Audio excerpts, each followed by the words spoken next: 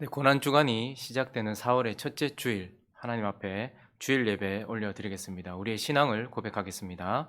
전능하사 천지를 만드신 하나님 아버지를 내가 믿사오며 그 외아들 우리 주 예수 그리스도를 믿사오니 이는 성령으로 잉태하사 동정녀 마리아에게 나시고 본디오 빌라도에게 고난을 받으사 십자가에 못 박혀 죽으시고 장사한 지 사흘 만에 죽은 자 가운데서 다시 살아나시며 하늘에 오르사 전능하신 하나님 우편에 앉아 계시다가 저리로서 산자와 죽은 자를 심판하러 오시리라. 성령을 믿사오며 거룩한 공회와 성도가 서로 교통하는 것과 죄를 사하여 주시는 것과 몸이 다시 사는 것과 영원히 사는 것을 믿사옵나이다. 아멘. 우리 찬송가 370장입니다. 주 안에 있는 나에게 딴 근심이 있으랴 십자가 밑에 나가 내 짐을 풀었네. 주님을 찬송하면서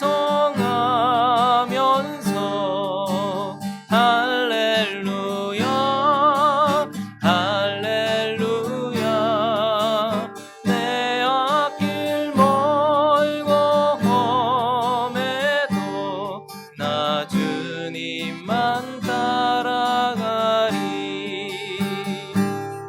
그 두려움이 변하여 내 기도 되었고 전날의 안숨 변하여 내 노래 되었네. 주님을 찬송하면서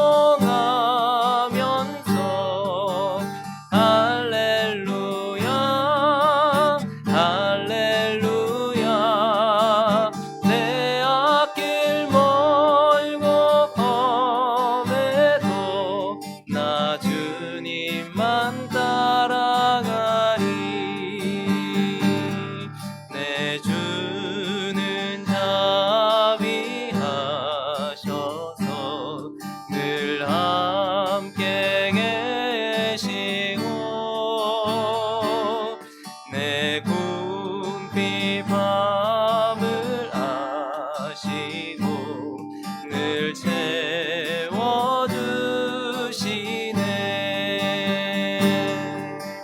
주님을 찬송하면서 할렐루야 할렐루야 내 앞길 멀고 험해도 나 주님만 따라가리. 내 주와 맺은 언약은 영불변하시니 그 나라 가기까지는 늘 보호하시네.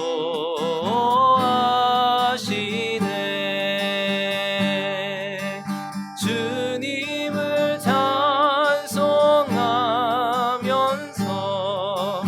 할렐루야 할렐루야 내 앞길 멀고 험해도 나 주님만 따라가리.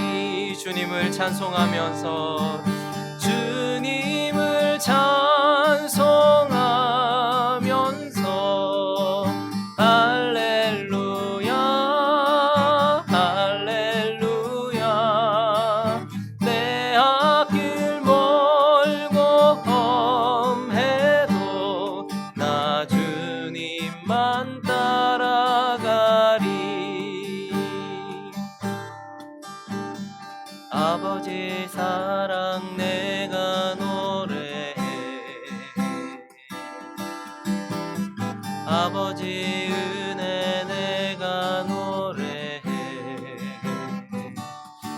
그 사랑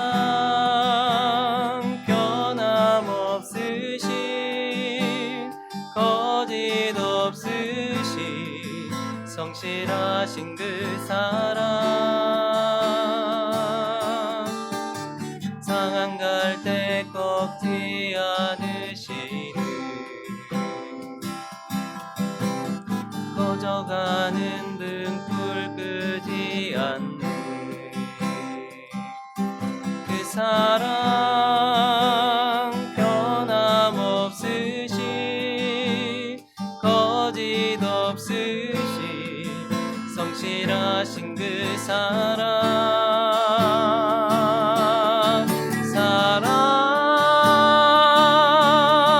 그 사랑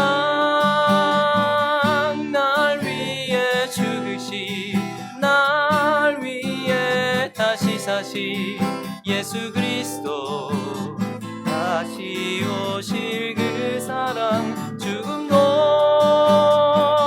생명도 천사도 하늘의 어떤 권세도 끊을 수 없는 영원한 그 사랑 예수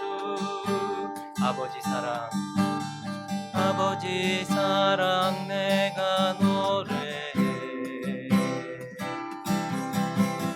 아버지 은혜 내가 노래해. 그 사랑 변함없으신 거짓 없으신 성실하신 그 사랑 상한 갈 때 꺾지 않으시는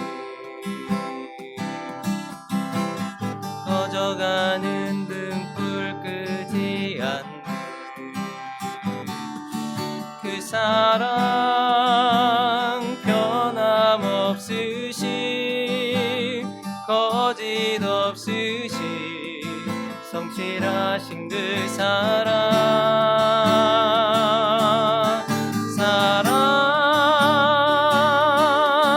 그 사랑 날 위해 죽으시 날 위해 다시 사시 예수 그리스도 다시 오실 그 사랑 죽음도 생명도 천사도 하늘의 어떤 권세도 끊을 수 없는 영원한 그 사랑 예수 그 사랑 날 위해 죽으시 날 위해 다시 사시 예수 그리스도 다시 오실 그 사랑 죽음도 생명도 천사도 하늘의 어떤 권세도 끊을 수 없는 영원한 그 사랑 예수 영원한 그 사랑 예수 거룩하신 하나님 감사합니다. 그 어떤 것도 끊을 수 없는 하나님 아버지와 예수 그리스도와 내주하시는 성령님의 사랑으로 우리가 또 한 주간을 살게 하시니 감사하고 그 은혜에 감사하며 하나님 앞에 나와 예배할 수 있도록 우리를 이곳으로 불러주시니 감사합니다. 한 주간 우리가 어떻게 살았는지를 돌아봅니다. 온통 코로나에 빠져있고 온통 두려움에 빠져있고 온통 근심과 걱정과 불평과 불만에 빠져 있었던 것은 아닌지요.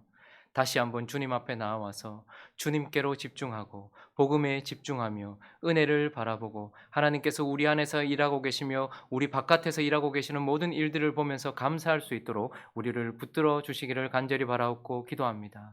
이번 이 코로나 사태를 통하여서 영적인 삶을 어떻게 살아야 될지도 우리가 바라보게 됩니다. 언제나 나갔다 들어오면 씻기도 하고 자신을 깨끗게 하듯이 우리의 영적인 삶이 주님 앞에서 깨끗해지도록 언제나 회개하고 정결하게 하며 기도하고 하나님 앞에 나아가는 그런 삶이 되어야 된다는 그런 삶을 생각하게 됩니다. 뿐만 아니라 사회가 전체가 거리를 두고 있습니다. 우리는 악한 것으로부터 그리고 질병으로부터 거리를 둬야 되는 것처럼 영적인 상황 가운데서도 우리의 마음을 더럽히며 우리의 삶을 더럽히며 하나님과 멀어지게 하는 것들과 계속해서 거리를 두는 삶을 살아야 된다고 주님께서 이 일을 통하여 말씀하십니다. 그러므로 영적으로 회복되어질 수 있는 은혜가 되게 있게 하여 주시옵시고 또 이 코로나도 잠식되어지고 종식되어질 수 있도록 주께서 은혜를 베풀어 주시기를 간절히 바라옵고 기도합니다. 우리 성도들과 함께 기도하고 있습니다. 하나님, 그저 시간이 지나고 그저 자연스럽게가 아니라 기도한 하나님의 백성들과 역사하신 하나님의 은혜로 이 모든 일들이 잘 해결되어질 수 있도록 우리가 기도하고 있사오니 주여 역사하여 주시옵시고 붙들어 주시기를 원합니다. 주님, 어느덧 시간이 지나서 우리는 이제 고난 주간에 접어들었습니다. 우리를 살리기 위하여 고난 받으시고 우리에게 자유를 주시기 위하여서 죽으셨던 예수 그리스도의 고난과 죽음을 이 한 주간 계속해서 묵상하고 생각하기를 원합니다. 하나님께서 함께하여 주시옵시고 오늘도 이 예배 가운데 은혜를 베풀어 주시옵소서. 오늘도 주께서 이 예배를 받으시고 주여 영광 거두어 주시옵시며 온전히 우리에게 은혜로 채워 주시옵소서. 성령께서 주관하여 주시옵소서. 영상을 통하여서 각자의 자리에서 예배드리는 우리 모두에게 하나님께서 성령의 임재를 허락하여 주셔서 이 예배도 거룩하고 정결하며 하나님이 영광 받으시는 예배 되어질 수 있도록 인도하여 주시옵소서. 이 예배를 하나님께 올려드리며 우리 주 예수 그리스도의 이름으로 기도드립니다. 아멘. 하나님 말씀 찾겠습니다.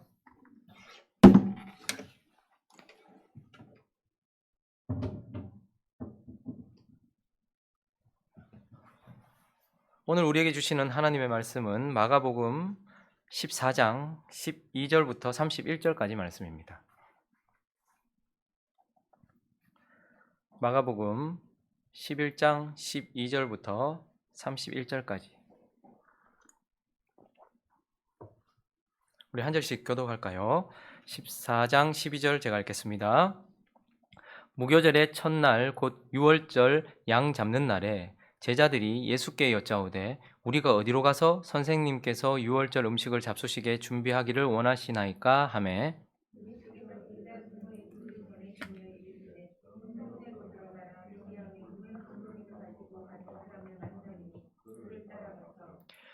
어디든지 그가 들어가는 그 집 주인에게 이르되 선생님의 말씀이 내가 내 제자들과 함께 유월절 음식을 먹을 나의 객실이 어디 있느냐 하시더라 하라.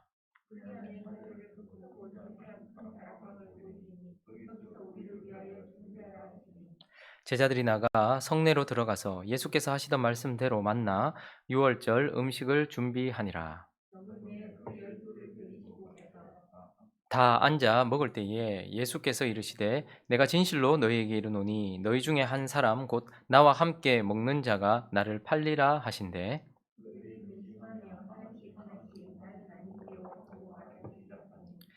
그들에게 이르시되 열둘 중에 하나 곧 나와 함께 그릇에 손을 넣는 자니라.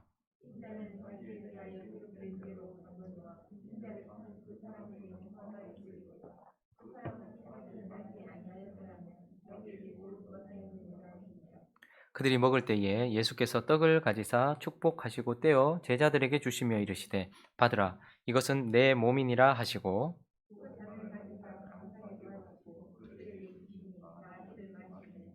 이르시되 이것은 많은 사람을 위하여 흘리는 나의 피 곧 언약의 피니라.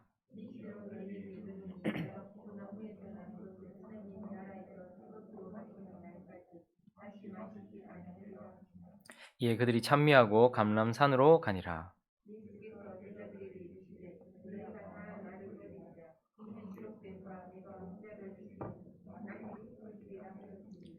그러나 내가 살아난 후에 너희보다 먼저 갈릴리로 가리라.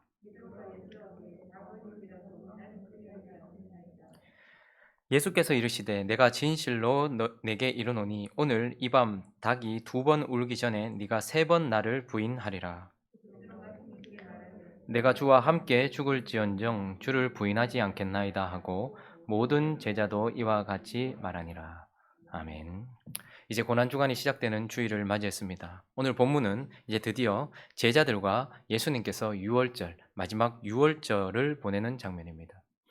이제 제자들에게 있어서 이 밤은, 이 유월절은 자기의 평생 지켜왔던 그 유월절의 마지막 마침표를 찍는 밤이고, 뿐만 아니라 처음 성찬을 대하게 되는, 처음 성찬을 대하는 밤이기도 합니다. 왜 그렇습니까?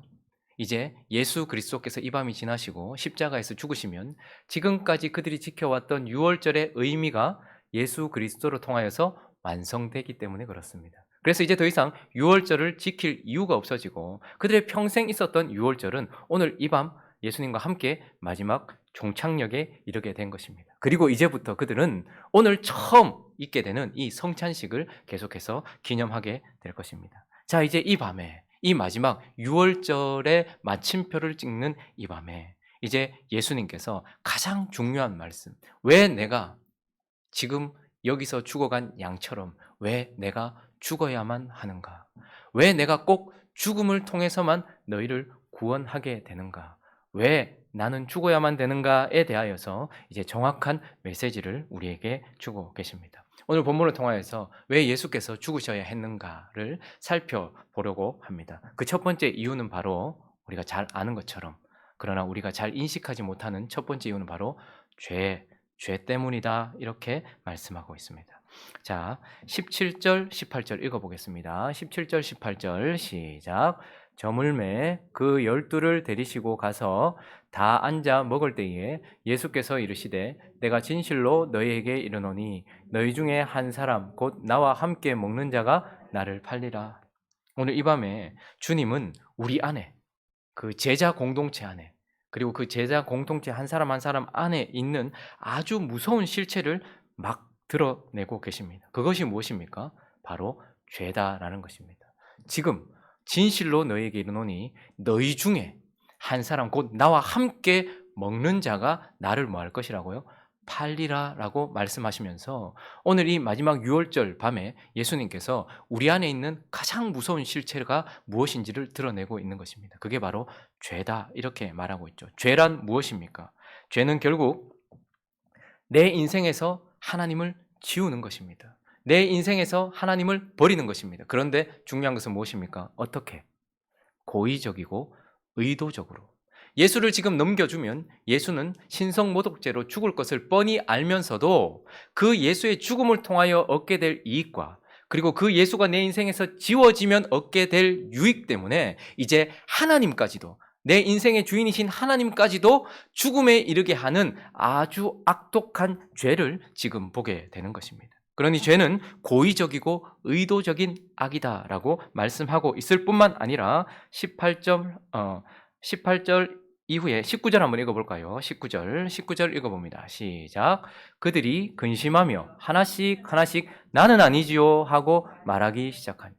무슨 말입니까? 이곳에 물론 가룟 유다도 포함되어 있었겠죠. 그런데 죄란 무엇입니까? 고의적이고 의도적인 하나님을 향한 악의일 뿐만 아니라 결코 돌이키지 않는다라는 거예요. 지금 주님께서 그의 의도를 확 드러내셨음에도 불구하고, 그리고 감춰져 있는 우리의 마음이 확 드러났음에도 불구하고 그들은 한 사람 한 사람씩 묻기 시작하고, 그 가운데 진짜 이 일을 실행할 유다까지도 나는 아니지요 라고 말하고 있으면서 결코 돌이키지 않는다라는 것입니다. 여러분, 우리가 착각하지 말아야 될 것 중에 하나는 하나님의 사랑이 변함없다는 거예요. 그리고 또 하나 착각하지 말아야 될 한 가지는, 끝까지 하나님이 선택하지 않은 자는 아무리 은혜를 받아도 돌이키지 않는다라는 것입니다. 결코 돌이키지 않는 것이 바로 죄다, 결코 회개하지 않는다라는 것이 드러나고 있는 것입니다. 그런데 더 무서운 것은 이 죄는 고의적이고 의도적인 하나님을 향한 악입니다. 그리고 살기이죠. 그리고 돌이키지 않는다는 것도 문제지만 죄는 바로 돌이킬 수 없는 것이다라는 것입니다. 20절 읽어볼까요? 20절 읽습니다. 시작. 그들에게 이르시되 12 중에 하나 곧 나와 함께 그릇에 손을 넣는 자냐. 그러면 유다는 결국 예수님을 팔 때에도 이 사람이 예수입니다라고 드러내면서 넘긴 것이 아니고 와서 입맞춤으로 예수님을 넘깁니다. 그러니까 끝까지 자기 안에 있는 더러움을 감추고 싶었던 자였습니다. 그 악을, 그 죄를 감추려고 했던 자죠. 그런데 지금 주님이 어떻게 하십니까? 12 중에 유다가 그릇에 손을 넣었고 그와 함께 손을 넣으면서 나와 함께 그릇에 손을 넣는 자다라고 유다를 보시면서 유다에게 깨우칠 수 있도록 해 주셨음에도 불구하고 결국 유다는 어떡합니까? 돌이키지 아니할 뿐만 아니라 그렇게 확연히 드러났음에도 불구하고 돌이킬 수도 없다라는 것을 보게 되는 것입니다. 고의적이고 의도적인 이 무서운 죄는 돌이키지 아니할 뿐만 아니라 내 힘으로는 그리고 그 어떤 것으로도 돌이킬 수 없다라는 것입니다. 지금 이들이 지키고 있는 유월절이 무엇입니까? 해방, 구원을 지금 하나님 앞에 감사하면서 나가고 있잖아요. 그러나 지금 그 밤에 죽은 어린 양의 피를 그가 산 횟수만큼 그에게 뿌렸다 할지라도 그는 그 죄를 해결받지 못한 것이죠. 그리고 그가 산 횟수만큼 그 어린 양의 살을 먹었다 할지라도 그 악한 죄로부터 자기 자신을 돌이킬 힘이 없다라는 것을 보게 되는 것입니다. 가룟 유다가 몇 살이었는지 모르겠지만 그가 태어난 이래 지금까지 그 어린 양의 피와 그 어린 양의 살로도 결국은 돌이킬 수 없는 것, 그것이 바로 죄다 이렇게 말하고 있고, 오늘 이 마지막 유월절 밤에 주님은 이러한 무서운 죄가 가룟 유다에게만 있습니까? 아니요, 우리 안에도 살아 역사하고 있다라고 말씀하고 있는 것입니다. 자, 그래서 가룟 유다는 이렇게 가지만, 그렇지만 주님이 선택하신 주님의 백성을 위하여서 주님은 이제 어떻게 하신다라는 것입니까? 22절 24절까지 읽어보겠습니다. 22절부터 24절 시작.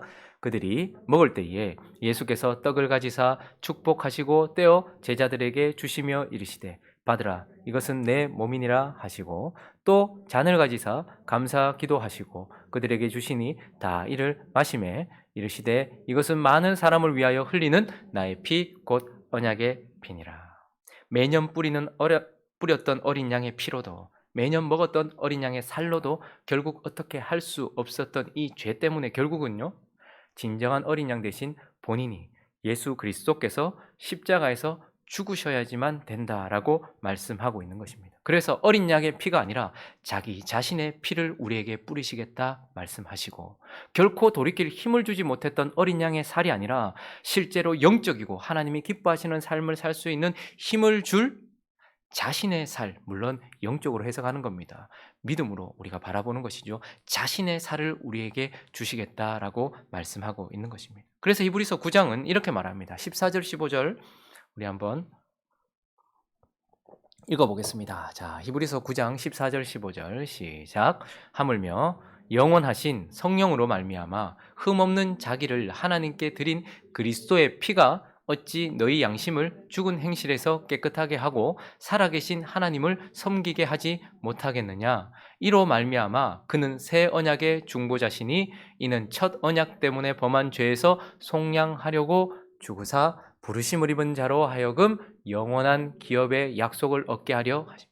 가룟 유다 말고요, 부르심을 입은 자들로 하여금 그의 피로 말미암아 오직 한 길, 그의 피는 우리를 돌이키게 하고 그의 살은 우리로 하나님을 향해 살아갈 수 있게 하는 힘을 주기 때문에 내가 죽는다라고 주님께서 이 밤 말씀하고 계시는 것입니다. 그 첫 번째 이유가 죄다라는 것입니다. 자, 그러면 주님이 죽으셔야 하는 이유, 오늘 이 마지막 유월절 밤에 우리에게 말씀하시는 두 번째 이유는 바로 허물 때문이다, 이렇게 말씀하고 있습니다. 허물 때문이다. 27절 우리 한번 읽어볼까요? 오늘 본문 말씀 27절 읽어보겠습니다. 시작. 예수께서 제자들에게 이르시되 너희가 다 나를 버리리라. 이는 기록된 바 내가 목자를 치리니 양들이 흩어지리라 하였습니다. 오늘 이 밤에 주님께서 또 우리 안에, 내 안에 있는 또 다른 무서운 실체를 하나 보여주고 계시는데 그것이 무엇입니까? 바로 주님을 버리는 허물이다라는 것입니다. 허물이라는 단어를 제가 사전을 찾아보니까 허물은 잘못으로 인한 실수, 그러니까 실수로 인한 잘못, 이렇게 해석을 해놨어요. 그러니까 허물이라는 것은 실수라는 거예요. 잘못은 잘못인데, 그래서 중요한 것은 뭐죠? 의도성이 없었다라는 거예요. 고의는 아니었다라는 것입니다. 그러나 주님께서 다 나를 버리리라 말씀하시고 난 이후에 29절 한번 읽어보겠습니다. 29절 시작. 베드로가 여짜오되 다 버릴지라도 나는 그러하지 않겠나이다. 여러분, 우리가 고의성은 없다 할지라도 이 허물이라는 것은 고의적인 것은 아니지만 의도하지는 않았지만 어떻게 해요? 연약함에서 나오는 잘못이라는 말입니다. 지금 베드로가 방금 읽었던 본문에서 베드로가 여짜오되 지금 자기 자신을 자랑하거나 그렇게 하는 게 아니라 사실 진심이었습니다. 베드로는 여짜오되 다 버릴지라도 나는 그리하지 않겠습니다라는 진심을 가지고 있었어요. 여러분도 지금 그렇지 않습니까? 총칼이 들어와도 나는 주님 안 버립니다. 질병이 있어도 나는 주님 예배합니다. 나는 어떻게든지 주님, 내가 궁핍한 삶을 살아도 주님 주인으로 삼습니다 라고 말하는 것이 거짓말입니까? 아닙니다. 진짜입니다. 그런데 문제는 무엇입니까? 이 진심을 실행으로 옮길 만한 힘이 없다는 거예요. 그러니 연약함 때문에 나타난 고의적이지 않은 잘못, 그래서 그들은 예수님을 다 가장 필요한 그 밤에 주님이 가장 아팠던 그 순간에 주님을 다 버리는 잘못을 범하고 있었던 것이죠. 그러니 허물이라는 것은 의도하지 않은 연약함 속에서 나오는 잘못이라는 것입니다. 그리고 또 하나는요. 자, 그랬더니 예수님께서 30절 한번 읽어볼까요? 30절 읽어봅니다. 시작. 예수께서 이르시되 내가 진실로 내게 이르노니 오늘 이 밤 닭이 2번 울기 전에 네가 3번 나를 부인하리라. 주님께서 이제 베드로가 어떻게 부인하게 될 것인지 정확한 장면을 고스란히 말씀을 통해서 귀에 그리고 마음에 심어 넣고 계시죠. 그런데 그 순간 이제 이 말을 들었던 베드로가 또 뭐라고 말합니까? 31절 읽어봅니다. 시작. 베드로가 힘있게 말하되 내가 주와 함께 죽을지언정 주를 부인하지 않겠나이다 하고 모든 제자도 이와 같이 말하니, 그러니까 베드로뿐만 아니라 모든 제자의 마음속에는 주님을 따라가고자 하는 마음, 진심이 있었어요. 그리고 주님께서 네가 이 밤 닭이 2번 울기 전 나를 3번 부인할 것이라는 그 말씀을 듣는 순간 라고 놀라는 것이 아니라 진짜 그런 상황이 온다 할지라도 나는 끝까지 주님 따라가겠다는 또 다른 어떤 다짐을 하고 있는 거예요. 아주 강력한 힘을 일으키는 것이죠. 그럼에도 불구하고 허물이란 무엇입니까? 연약함 속에서 나오는 잘못이기도 하고 아무리 애를 써도 어찌할 수 없는 잘못이기도 하다라는 것입니다. 여러분, 우리 가정에 보면 주하는 죄가 많아요. 고의로 하고자 하는 일들이 좀 있어요. 그런데 예하는 허물이 참 많아요. 일부러 그러는 건 아닌 것 같아요. 그런데 계속해서 잘못을 하고 있는 것이죠.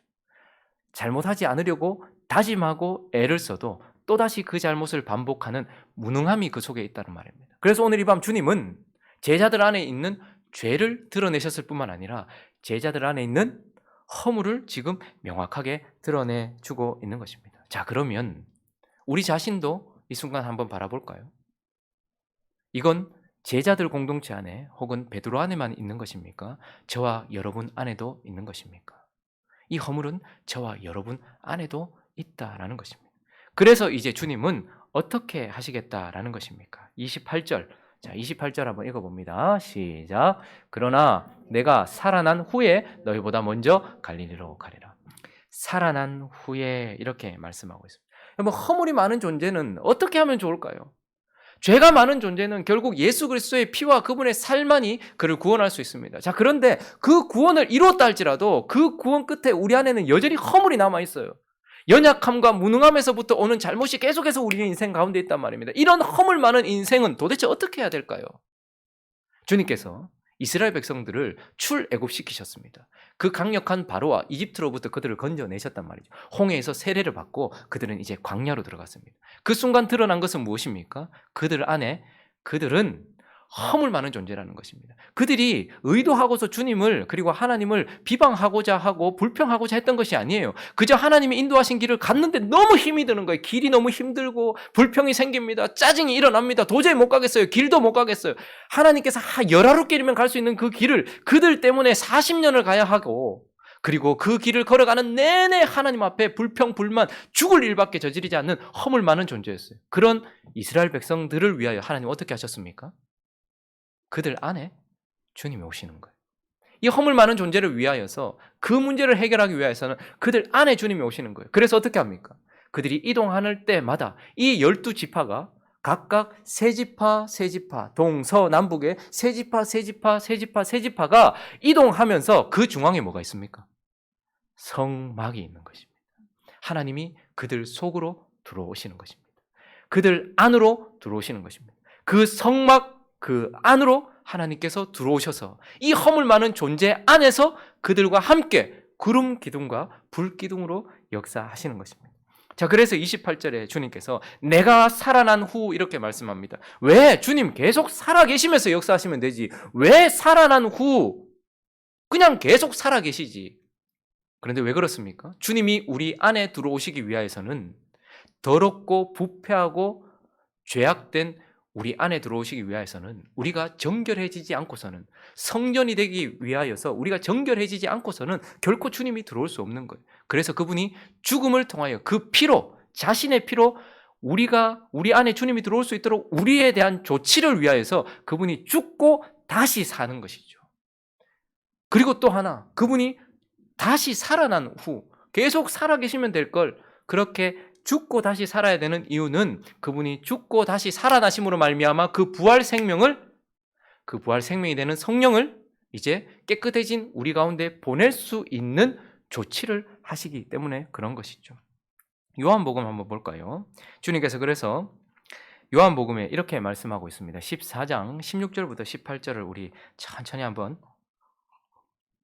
읽어보겠습니다. 시작. 내가 아버지께 구하겠으니 그가 또 다른 보혜사를 너희에게 주사 영원토록 너희와 함께 있게 하리니 그는 진리의 영이라. 세상은 능히 그를 받지 못하나니 이는 그를 보지도 못하고 알지도 못함이니라. 그러나 너희는 그를 아나니 그는 너희와 함께 거하시며 또 너희 속에 계시겠습니다. 내가 너희를 고아와 같이 버려두지 아니하고 너희에게로 오리라. 성령을 보내신다 말씀하시고 지금 18절에 보니까 허물 많은 존재의 표현이 고아입니다. 고아들은 일부러 그렇게 강팍해지고 일부러 그렇게 그런 인생이 되고 싶었던 게 아니에요. 그러나 그들은 결국 그들의 허물 때문에 고의성 없고 의도적이지 않지만 그러나 그들의 연약함과 무능함 때문에 그렇게 살아갈 수밖에 없는 존재인 고아들 안에 이제 함께 하셨던 예수 그리스도가 그 속에 들어오시기 위하여서 그래서 성령을 보내신다는 말과 함께 뭐라고 합니까? 성령이 너희 속에 들어간다라는 그 말과 동일하게 내가 너희에게로 오리라 이렇게 말씀하고 있는 것이죠. 허물 많은 존재를 위하여서 주님께서 그래서 살아나신 후에 이렇게 말씀합니다. 더러운 우리 안에 하나님이 오실 수 있도록 우리를 깨끗게 하시는 조치, 그리고 거룩하신 영이신 성령이 우리 안에 오실 수 있도록 그분이 살아나셔서 하나님이 우리 안에 들어오셔서 그분이 이제 우리 안에 들어오시는 조치를 하기 위하여 살아나신다라고 말씀하고 있는 것이죠. 그리고 28절은 살아난 후에 뭐라고 말씀합니까? 너희보다 먼저 갈릴리로 가리라. 왜 갑자기 주님께서 살아나셔서 갈릴리로 가십니까? 저 말을 원어적으로 좀 풀어보면 먼저 갈릴리로 가리라. 그러니까 시간상으로 내가 너보다 먼저 가 있을 거다 이런 것이 아니라 내가 너희를 갈릴리로 앞서 이끌리라 이렇게 말씀하시는 거예요. 그리고 갈릴리로부터 너희를 이끌리라 이렇게 말씀하시는 거예요. 왜 그렇게 하시는 거예요? 갈릴리는 어디입니까? 가론 유다 빼고 모든 제자들의 출발점이에요. 예수님이 부르신 장소입니다. 갈릴리는. 그리고 갈릴리는 그들을 보내셨던 사명을 주셨던 첫 번째 장소예요. 자, 그런데 이제 주님께서 부활하시고 난 이후에 왜 다시 갈릴리로 그들을 인도하시고 갈릴리에서부터 그들을 또 인도하신다고 말씀하시는 것입니까? 이 부활하신 예수님과 맞닥뜨린 갈릴리의 장면이 요한복음 21장에 나오죠. 1절을 한번 보시면 읽어볼까요? 시작. 그 후에 예수께서 디베랴 호수에서 또 제자들에게 자기를 나타내셨으니 나타내신 일은 이러하니라. 자, 이게 갈릴리 호숫가예요. 그런데 그곳에서 나타나신 분은 이제 누굽니까? 누가 나타나셨어요? 예수. 그런데 어떤 예수? 살아난 후에 나타나신 예수입니다. 자, 이제 17절 읽어보겠습니다. 17절 읽어봅니다. 그 살아나신 후에 그 갈릴리는 어떤 갈릴리인가? 17절 있습니다. 시작. 세 번째 이르시되 요한의 아들 시몬아 네가 나를 사랑하느냐 하시니 주께서 세 번 네가 나를 사랑하느냐 하심으로 18절 베드로가 근심하여 이르되 주님 모든 것을 아시오매 내가 주님을 사랑하는 줄 주님께서 아시나이다. 자, 여기까지. 자, 이곳은 이제 처음 갈릴리의 베드로는 어떤 자였습니까? 그의 허물을 인정하지 못했던 자, 그의 허물을 보지 못했던 자, 그의 허물에도 불구하고 끝까지 해보려고 했던 자였어요. 그런데 세 번이나 주님을 부인했던 그가 세 번이나 주님의 질문을 받는 순간 그가 어떻게 됩니까? 나는 할 수 없다라는 것을 인정하게 된 허물 많은 존재라는 것을 깨달은 베드로가 거기에 서 있고 제자들이 거기에 서 있습니다. 자, 그리고 이제 19절 읽어볼까요? 19절 있습니다. 19절 시작. 이 말씀을 하심은 베드로가 어떠한 죽음으로 하나님께 영광을 돌릴 것을 가리키심이로라. 이 말씀을 하시고 베드로에게 이르시되 나를 따르라 하시. 자, 이곳은 이제 이전까지 예수 그리스도, 제자들과 함께 있었던 예수 그리스도시지만 이제 그분이 살아나심으로 말미암아서 제자들과 함께가 아니라 제자들 속에 계실 수 있는 예수 그리스도께서 그에게 너는 젊었을 때 네가 원하는 곳으로 다니지만 늙어서는 네가 원하지 않는 곳에 가게 될 것이다. 그래서 주님이 원하시는 죽음을 가지게 될 것이다 라고 말씀하시면서 이제 나를 따르라 이렇게 말씀하시는 것. 이건 또 무엇입니까? 이제 예수와 함께 있어도 그의 허물로 말미암아서 예수를 따라가지 못했던 그들이 예수 그리스도께서 살아나신 후 그들이 허물 많은 존재를 깨닫게 하셨을 뿐만 아니라 이제 그들 안에서 이제 주님이 그들 속에서 역사하심으로 말미암아 그들의 허물에도 불구하고 하나님이 기뻐하시는 삶을 살며 하나님께서 원하시는 삶을 살아갈 수 있는 예수 그리스도가 되셔서 나를 따르라 이렇게 말씀하고 있는 것이죠. 이 나를 따르라는 이 말씀은 2번 반복된 것입니다. 첫 번째는요. 십자가를 통과하시기 전 예수 그리스도 나를 따르라. 그러나 제자들은 따르지 못했어요. 그러나 이제 2번째 요한복음 21장은 살아나신 후 그들 속에 들어가셔서 그들을 이끄시는 예수 그리스도. 그래서 허물에도 불구하고 그들을 구원하실 수 있는 예수 그리스도께서 나를 따르라 이렇게 말씀하고 있는 것입니다. 자, 그러므로 정리를 해보면 예수님께서 왜 죽으시는 것입니까? 오늘이 마지막 유월절 밤에 왜 예수님께서 죽으시는 것입니까? 그 밤에 주님께서 무엇을 보여주십니까? 우리 안에 내 속에 있는 아주 무서운 죄와 그리고 우리 안에 어떻게 해결할 수 없는 허물, 죄와 허물로 죽었던 우리를 위하여 그분이 죽으신다라고 말씀하고 있는 것입니다. 자, 그러나 말씀을 마무리하기 전 우리가 오늘 이 밤에 주님께서 우리 속에 있는 것만 명확하게 드러내신 것이 아니라 그래서 우리가 명확하게 봐야 될 것은 우리 속에 있는 죄와 허물만이 아니라 이제 진짜 봐야 되는 것이 있어요. 이제 무엇을 봐야 하는가? 이제 하나님 안에 있는 것. 지금 이 말씀을 하고 계시는 주님 안에 있는 것을 봐야 됩니다. 이것이 진짜 주님이 죽으시는 이유입니다. 그 이유 3번째는 무엇인가 하면 바로 사랑 때문이다라고 우리에게 말씀하고 있는 것입니다.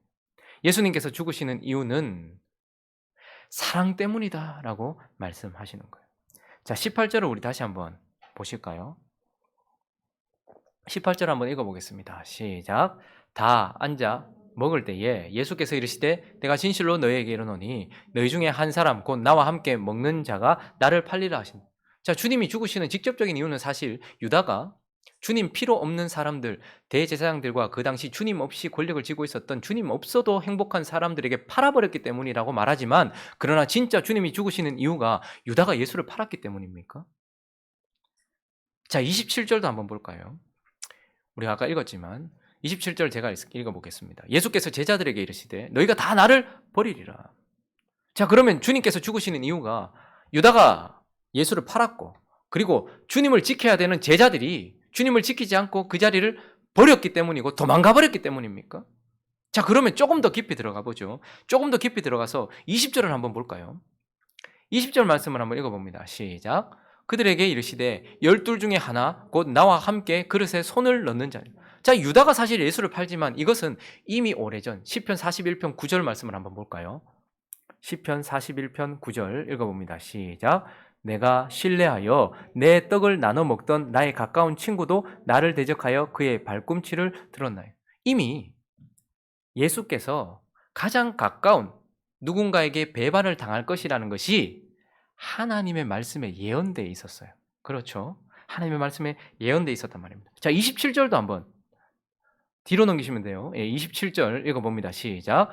예수께서 제자들에게 이르시되 너희가 다 나를 버리리라. 자, 이 말씀도 기록된 바 내가 목자를 치리니 이렇게 말씀하고 있죠. 이 말씀 또한 스가랴 한번 볼까요? 13장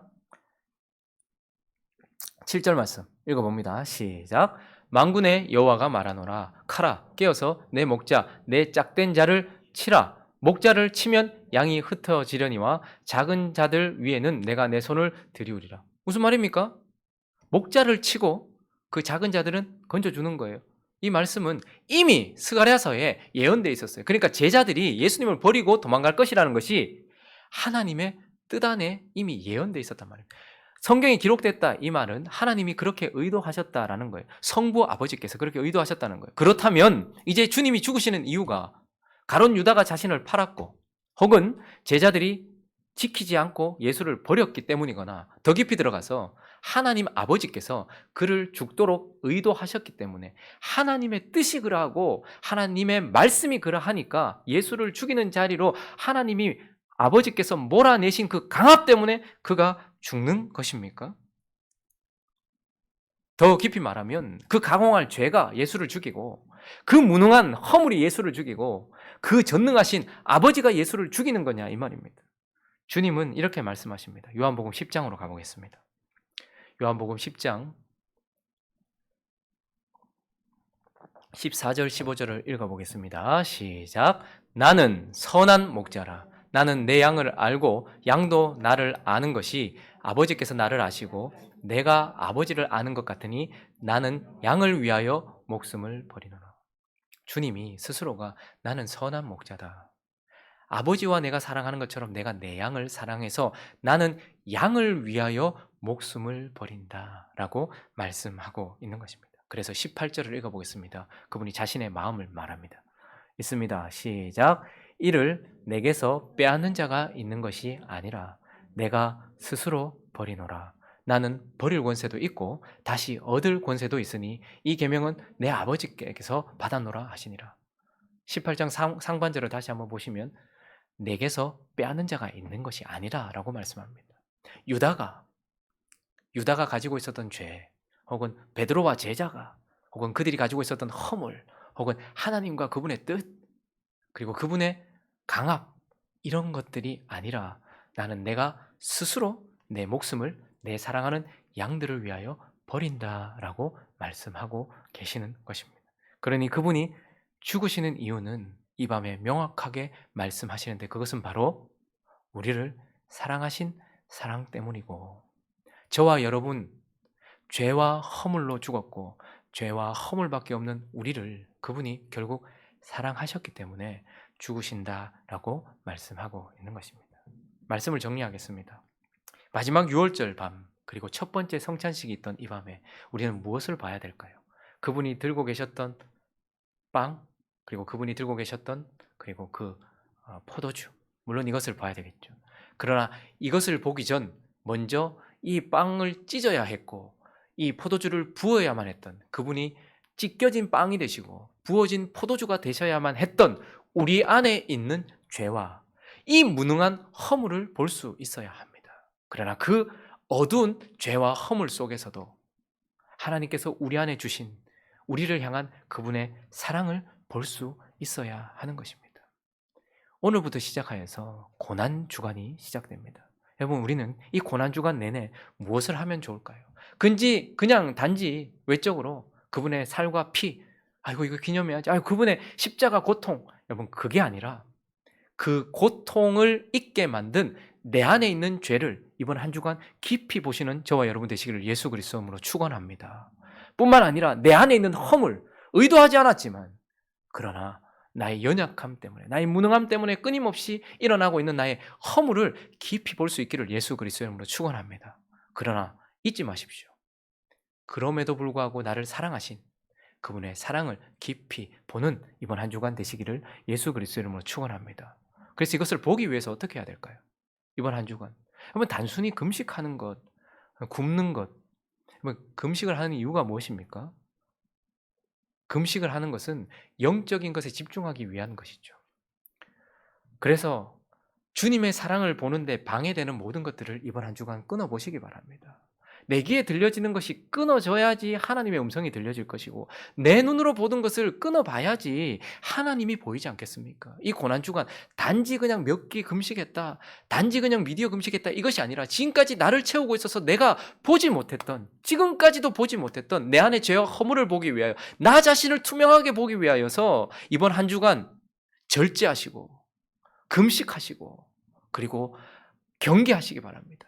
그러나 명확하게 하나님의 사랑을 볼 수 있도록 지금 내 눈을 채우고 있는 게 너무 많아요. 내 귀를 채우고 있는 게 너무 많아요. 내 마음을 채우고 있는 게 너무 많아요. 그래서 그걸 끊어내기 위하여서 이번 한 주간은 정말로 삼가하고 절제하면서 그분의 사랑을 명확하게 볼 수 있는, 그래서 그분을 찬양하면서 이 한 주간 지나가는 저와 여러분 되시기를 예수 그리스도 이름으로 축원합니다. 같이 한번 찬양할까요? 한 12년은 넘은 것 같은데요. 이 찬양 한번 가사를 생각하시면서 하겠습니다.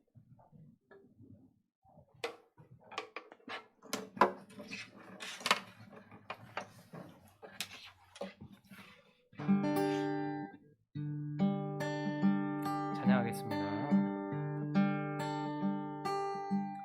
다 표현 못해도 나 표현하리라.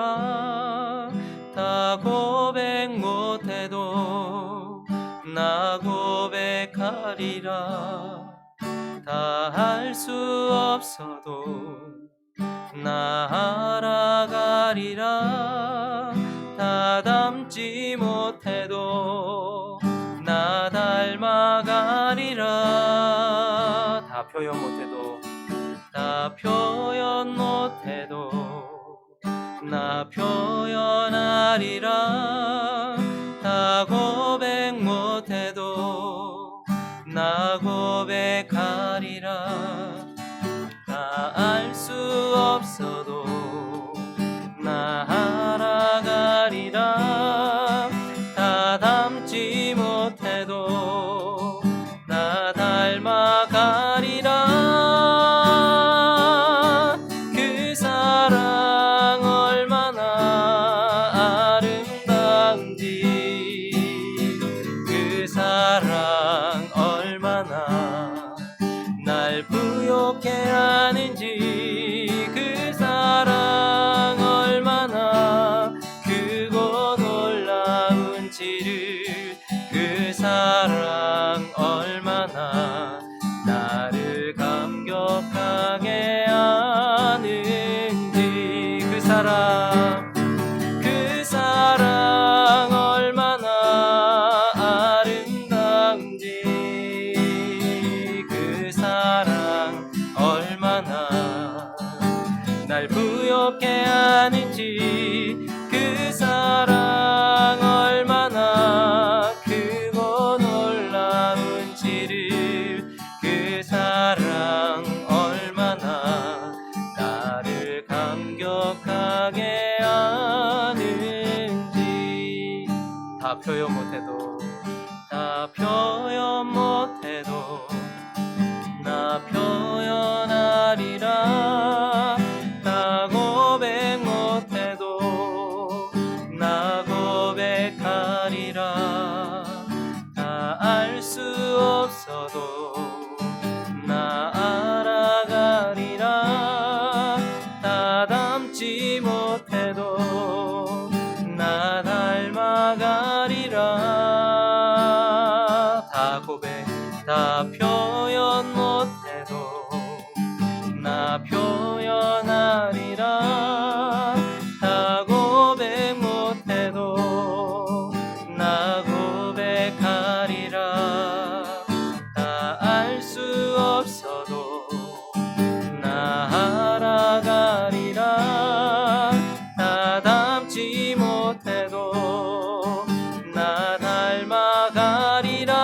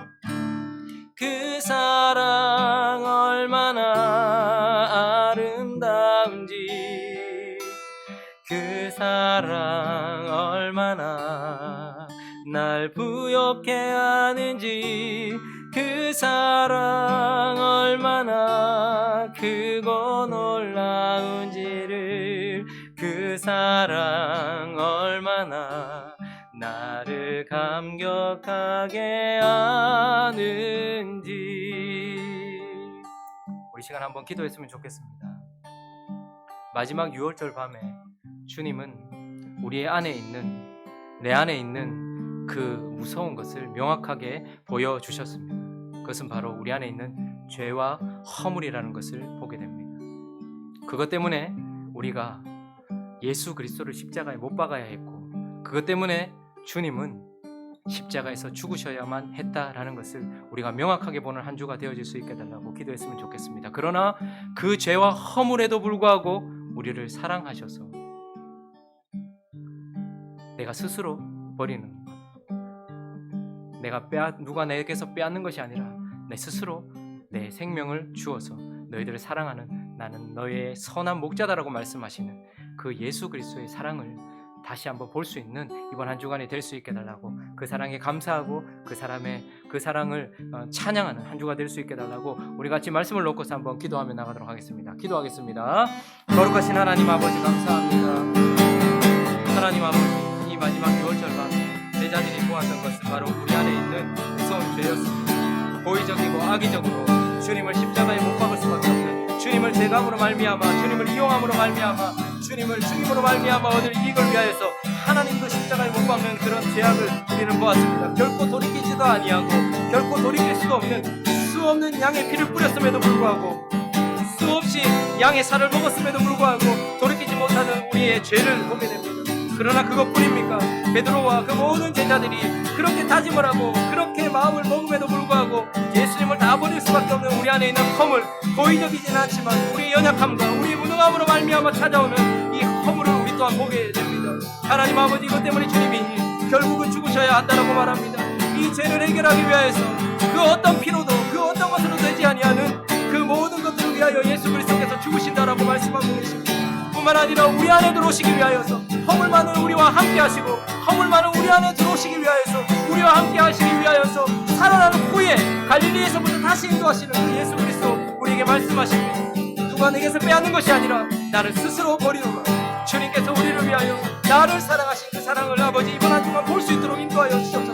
단순히 배를 굶고 그냥 금식하는 것으로 마치지 않게 하옵소서. 다른 주간보다 더 기도하는 것으로만 마치지 말게 하여 주시옵소서.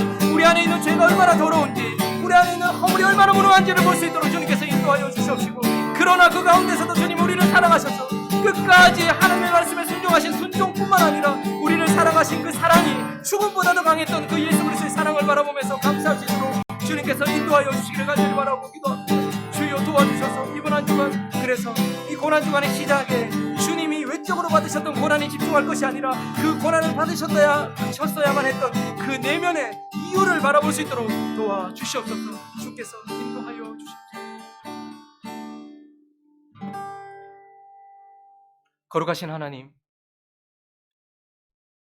유월절 그들의 마지막 유월절 밤에 주님은 우리 안에 있는, 주님이 죽으셔야만 하는 그 가공할 만한 죄와 허물을 보여주셨습니다. 그러나 주님은 우리에게 그 죄와 허물에도 불구하고 우리를 사랑하시는 주님의 사랑을 우리에게 보여주고 계십니다. 내가 살아난 후에 이제 갈릴리로 너희를 앞서 인도하고 갈릴리에서부터 다시 너희를 인도하리니, 죄를 해결하고 너희 속에 들어와 너희의 허물에도 불구하고 너희를 이끌어 이제 나를 따르게 할 예수 그리스도를 바라보게 하십니다. 이번 한 주간 주님께서 고난주간을 허락하셨는데, 이 고난주간 내내 주님이 받으셨던 외적인 고난에만 집중하지 말게 하시고 그 고난을 잊게 하였던 내적인 원인들을 살펴볼 수 있도록 도와주시옵소서. 그래서 삼가고 절제하며 내 안에 있는 죄를 보게 하시고 내 안에 있는 허물을 보게 하시되, 그러나 십자가에 못 박힘으로 말미암아 해결되었음도 보게 하시고, 무엇보다도 죄와 허물 많은 우리를 사랑하신 그리스도의 사랑을 바라볼 수 있도록 주님께서 인도하여 주시옵소서. 사랑하는 하나님 아버지, 또다시 거리두기가 한 주간이 밀려난 것을 보게 됩니다. 이 사태가 언제까지 갈지 모르겠지만 그러나 우리는 여전히 하나님과는 거리를 두지 않도록 인도하여 주시옵소서. 죄악과 거리를 두게 하시고 질병과 거리를 두게 하시되 하나님께 더욱더 가까이 나가게 하셔서 어떤 상황 속에서 어떤 환경 속에서도 하나님을 예배하는 우리가 되어줄 수 있도록 축복하여 주시옵시고 이번 한 주간도 집중해야 될 것들을 바로 바라볼 수 있도록 인도하여 주시옵소서. 한 주간도 주께서 붙들어 주실 줄 믿고 우리를 위하여 십자가 지시고 우리를 위하여 살아나신 후 우리를 향하여 나를 따르라 말씀하시는 그 예수 그리스도를 사랑하기로 다짐하는 우리 모두에게 은혜를 주실 줄 믿고 감사를 드리며 우리 주 예수 그리스도의 이름으로 기도드립니다. 아멘. 우리 주 예수 그리스도의 은혜와 하나님 아버지의 사랑하심과 성령님의 교통하심이 주님의 고난을 그리고 그분의 죽음을 바라보면서 거기에 담겨 있는 놀랍고 크신 그 사랑 바라보며 감사하기로 그리고 이번 한 주간 하나님 앞에서 가까이 따라가기로 다짐하는 행복한 우리 교회 성도님들 머리 위에 가정 위에 그 생업 위에 그리고 함께 예배드리는 성도님들 머리 위에 가정 위에 그 생업 위에 이제와 영원토록 함께 있을지어다. 아멘.